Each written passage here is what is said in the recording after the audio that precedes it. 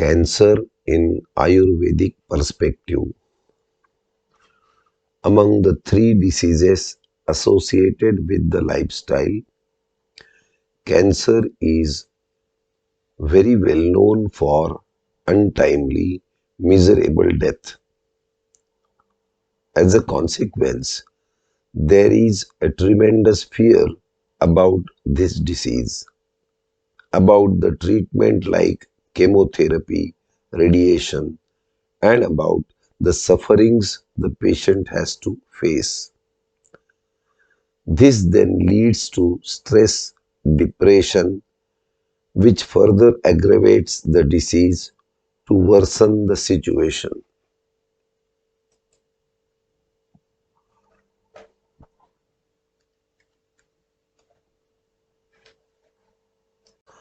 The fear or the tension starts even with the suspicion of the cancer and advice for FNAC, fine needle aspiration cytology, or biopsy. With the confirmation of the diagnosis of the disease, the stress is at its peak. The fear and the tension continue to increase during treatment.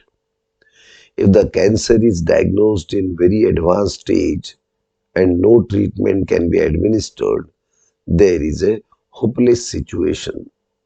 In spite of treatment in the form of surgery, chemotherapy, or radiation, some patients do not respond,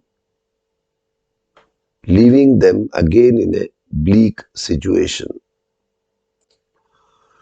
Some patients, after completion of the conventional treatment, enter a so-called disease-free state. In this state, the disease is not demonstrable by any investigation. At the same time, it is not known whether the malignant cells have been totally eradicated or not. So, investigations are periodically carried out to know about any recurrence or metastasis. If recurrence or metastasis are noted, again the conventional treatment in the form of surgery, chemotherapy, or radiation, whichever is appropriate at that time in the particular state, is imposed. But now the success rate is low.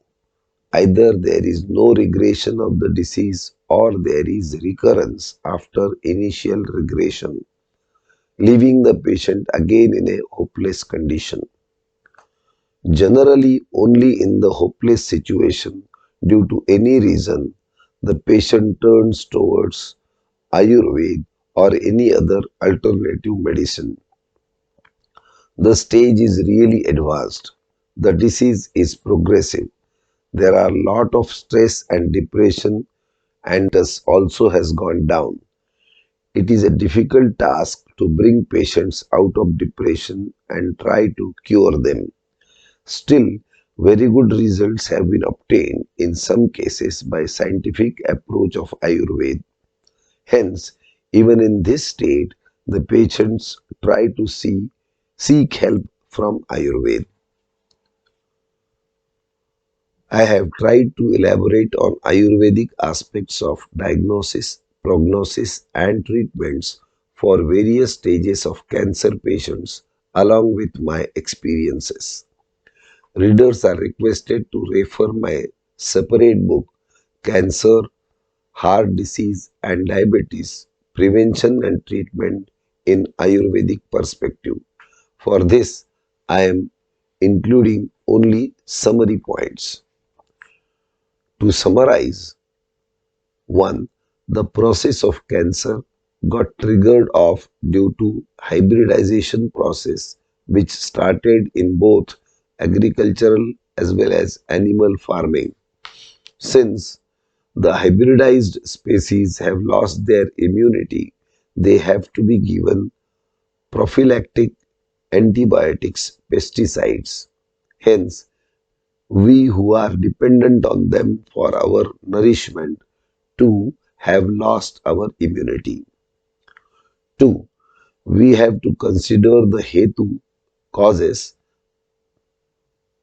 purva roop pre-symptoms, roop symptoms, upashay relieving factors, anupashay aggravating factors, and samprapti the vitiation of dosh and the process of creation of a disease for understanding cancer in Ayurvedic perspective. 3.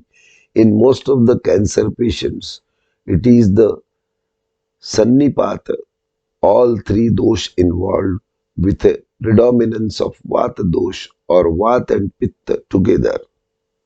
4. Dushya, involvement of body tissues, can be judged by an Ayurvedic physician in three ways in cancer based on involvement of organ, symptoms, and causes. 5. Knowledge about causes helps in two ways for avoidance of causative factors, 2. For to decide principles of treatment on the basis of causative factors. Milk diet in cancer patients. To summarize, 1. By only milk diet, it means that one should drink only organic desi cow milk and not any other milk products like yogurt or other food or fruits. 2. The basic logic behind only milk diet is the rasayana or the rejuvenation of the body tissues. It enhances immunity and also the process of generation of malignant cells ceases.